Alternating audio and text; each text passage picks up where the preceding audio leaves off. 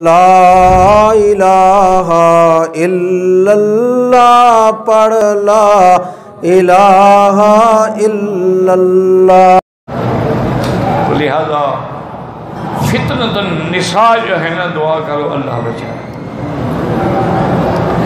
یہ عورت کا فتنہ ایسا خطرناک ہے کہ اللہ کے اولیاء جو ہیں، بزرگ جو ہیں، صالحین جو ہیں، ذاکرین جو ہیں، قانتین جو ہیں، ان پر کوئی دولت بھی اثر نہیں کرتی، لیکن عورت کا اثر ان پر بھی ہو جاتا ہے۔ یہ عورت ایسی بلا۔ انا للہ و انا الیہ راجعون۔ ہمارے استاد تھے، ان کی عمر تقریباً جب میں پڑھتا تھا تو تقریباً میرے خیال میں کہ 90 سال کے قریب تھی، لیکن ماشاءاللہ صحت مند تھے اور چہرے پہ نور تھا۔ سارا دن حدیث پڑھاتے تھے، بس بیٹھے ہیں نا، فجر کی نماز پڑھ کے تو ٹھیک 12 بجے چھٹی ہوتی تھی، اور 12 بجے کھانا کھاؤ، 1 گھنٹہ لیٹ جاؤ، ظہر کی نماز پڑھو، پھر سبق شروع۔ ہمارے تو 1 گھنٹے کے لیے آتے ہیں، وہ بھی نخرے کے لیے، کوئی آ گیا کوئی نہ آیا، کسی کو کتاب بھول گئی، کسی کو رومال بھول گیا، بس چلو شکر ہے، پتہ نہیں ان کے بعد والے کیسے ہوں گے، یہ بھی شکر ہے کہ چلو کچھ نہ کچھ گزارا ہو رہا ہے نا۔ تو اب جناب یہ ہے کہ وہ لوگوں کو تعویذ بھی دیتے تھے اور پانی بھی پڑھ دیتے تھے، لیکن ایک خادم تھا، ان کو کہا کہ جب کوئی عورت آئے نا میرے کمرے میں، اس کو اکیلا نہیں بھیجا، ہر حال میں اس کے ساتھ تم نے آنا ہے۔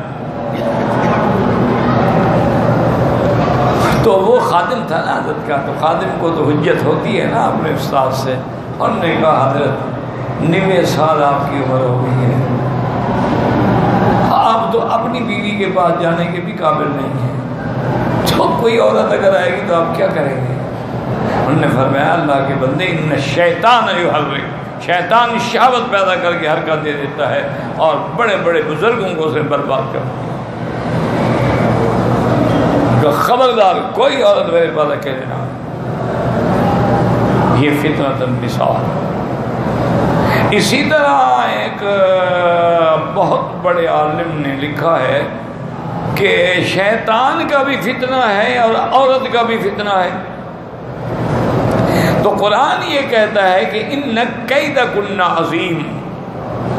یوسف علیہ السلام کے بارے میں جب اس کی بیوی نے ساری گیم کھیلی نا جی، کہ دروازے بند اور یوسف علیہ السلام بیچارے اکیلے اندر قید کھڑے ہوئے ہیں، سب نکرانیوں کو، خادماؤں کو حکم ہے کہ کوئی دروازے پر ناک بھی نہیں کر سکتا جب تک میں خود نہ نکلوں۔ تو پیغمبر تھے، اللہ پاک نے مہربانی کی، انہوں نے کہا معاذ اللہ، اللہ کی پناہ، میں گناہ کروں؟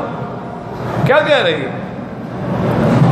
حضرت یوسف علیہ السلام دوڑے، دروازے اللہ کی شان سے کھلتے گئے، یہ معجزہ تھا حضرت یوسف علیہ السلام کا۔ اب جناب وہ پیچھے بھاگ رہی ہے اور پکڑ رہی ہے، کھینچ رہی ہے، کیا کر رہے ہو؟ حضرت نے دیکھا ہی نہیں مڑ کے، اور جب وہاں دروازے مین گیٹ تک پیچھے دوڑتی آئی، الفیا سیدہا لدی الباب، خامد آ گیا سامنے۔ اب 1 منٹ میں دیکھو کیسے گرگٹ کی طرح بدل گئی۔ قال ما جزاء من اراد باهلك سوءا الا ان يسجن او عذاب علیم، کہ عزیز اس بندے کی کیا سزا ہے جو تیری بیوی پر ہاتھ ڈالے، اس کی عزت سے کھیلنا چاہے، اس کو جیل میں ڈال دو یا عذاب دردناک دو کہ اسے مجھ پہ ہاتھ ڈالا۔ پہلے عشق کا یہ عالم ہے کہ بھاگ رہی ہے، اب جب خاوند سامنے آ گیا تو اب وہ مجرم بن گیا۔ یہی ہوتا ہے عشق میں، لڑکیاں نکل جاتی ہیں، جب پکڑی جاتی ہیں جناب اور 2-3 چھتر لگتے ہیں تو پھر کہتے ہیں نہیں کوئی عشق مشق نہیں، مجھے تو زبردستی لے گیا تھا۔ یہ آج بھی یہی ہو رہا، 1 منٹ نہیں لگاتی انکار سے۔ میں کہا یہ تو میں نے اس کو کبھی دیکھا نہیں، کیسا عشق ہے، وہ زبردستی لے گیا تھا۔ بہرحال تو حضرت نے جب تحقیق کی تو مجرم بیوی نکلی، تو انہوں نے اس وقت کہا کہ ان کیدکن عظیم، کہ تم عورتوں کا جو مکر ہے نا وہ بہت بڑی بلا ہے۔ یوسف اعرض عن ھذا، یوسف جو چھوڑو اس کو، دیکھو اس مسئلے سے بھی منہ پھیر دو، اور اس سے فرمایا کہ واستغفری لذنبک، اپنے گناہ کی معافی مانگو، انک کنت من الخاطئین، تم مجرم ہو۔ یوسف علیہ السلام مجرم نہیں۔ تو اس لیے علماء نے فرمایا کہ عورت کا مکر عظیم، بہت بڑا، ان قید شیطان کان ضعیفا، شیطان کا مکر کمزور ہے، تو عورت کا مکر تو شیطان سے بھی بڑھ کر ہے۔ ایک بزرگ نے بڑی اچھی تعبیر کی، میں نے کہا حضرت یہ کیسے؟ انہوں نے فرمایا دیکھو اگر شیطان اعوذ باللہ من الشیطان الرجیم پڑھو تو بھاگ جائے گا کہ نہیں؟ بھاگ جائے گا۔ انہوں نے کہا جب تم اللہ اکبر کہو گے بھاگ جائے گا؟ بھاگ جائے گا۔ لا حول ولا قوت الا باللہ العلی العظیم پڑھو تو شیطان ہٹ جائے گا کہ نہیں؟ کہ ذکر اللہ خالصا، جب ذکر اللہ کرو تو شیطان بھاگ جاتا ہے، اور جب ذکر چھوڑ دو تو پھر دل پہ آگے بیٹھ جاتا ہے۔ انہوں نے کہا یہ بات ٹھیک ہے؟ ٹھیک۔ انہوں نے کہا عورت کے لیے تم 100 دفعہ اعوذ باللہ پڑھو وہ نہیں بھاگتی، وہ گلے میں پڑی ہوئی بلا جو ہے نا لاکھ لاحول پڑھتے رہو تو شیطان سے زیادہ کبھی ہوئی، شیطان تو کمزور ہوا ہے، ڈر کے بھاگ گیا۔ یہ ایسی بلا ہے کہ نہیں بھاگتی؟ تو اس لیے حضور نے فرمایا کہ اتقوا فتنۃ النساء، خبردار عورتوں کے فتنے سے بچنا، کہ سب سے پہلا قتل جو عالم میں ہوا وہ عورت کی۔ بنو اسرائیل میں جو فتنہ آیا وہ عورت کا فتنہ۔ سرکار دو جہاں پر جادو کرنے والی عورتیں تھیں، لبید ابن عاصم کی بیٹیاں تھیں۔ حضور صلی اللہ علیہ وسلم کے گوشت میں زہر ملانے والی عورت تھی خیبر۔